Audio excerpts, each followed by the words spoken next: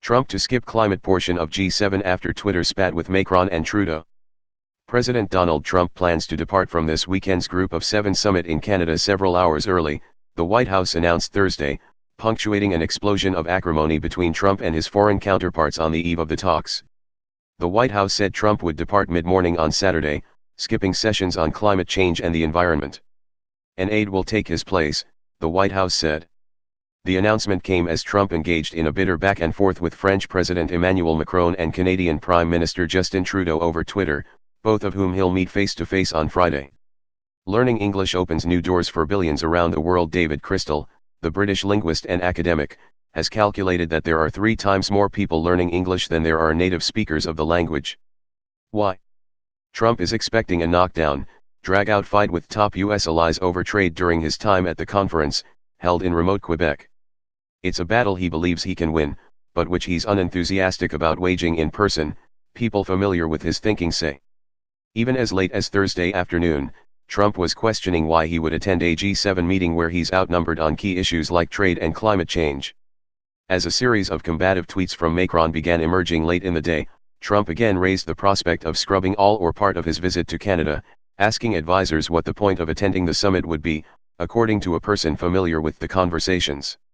He was told that canceling the visit entirely would appear like he's shrinking from a fight he proudly began. And with that in his head, Trump told his advisers he'll enter the talks swinging. And swing he did on Twitter, responding to Macron's assertion that G7 nations would band together without the US. Please tell Prime Minister Trudeau and President Macron that they are charging the US massive tariffs and create non-monetary barriers. The EU trade surplus with the US is $151 billion, and Canada keeps our farmers and others out. Look forward to seeing them tomorrow, Trump tweeted. Later, Trump followed up with a tweet aimed at Trudeau and referred to the Canadian Prime Minister as indignant. He tweeted again later Thursday night, complaining about the trade practices of the European Union and Canada. It was an astonishing broadside against 2 US allies, but one that was perhaps expected as Trump enters the contentious talks. The president's focus over the past weeks has been his June 12 summit with North Korean despot Kim Jong-un in Singapore and not the G7 meetings held with top US allies in a remote part of Quebec, people familiar with the preparations say. Trump has even questioned whether his presence is absolutely required in Canada. It is, top advisers have responded, warning an absence at the premier meeting of top world leaders would amount to a retreat amid fierce clashes over economic and other issues. Trump has vented back that the meetings are unlikely to produce anything worthwhile, and that the trek to rural Quebec is a waste of time. U.S. allies have wondered and openly discussed how long Trump will remain at the G7 talks. Even as late as Thursday, some foreign officials based on conversations they have been having were still considering it a real possibility Trump could leave the summit early. Aides have juggled how to fulfill the requirements of the G7 while at the same time preparing Trump for the high-stakes Singapore talks a few days later. Even before Thursday's announcement, the president was already planning to skip a working lunch with world leaders on Saturday focused on healthier oceans, people familiar with the matter said. Diplomats are likely to view the early departure as a way to avoid further animosity. Trump alluded to the packed agenda in remarks from the Oval Office on Thursday. It will be a pretty crowded number of days. But very exciting, and I think a lot of good results can come about, Trump said.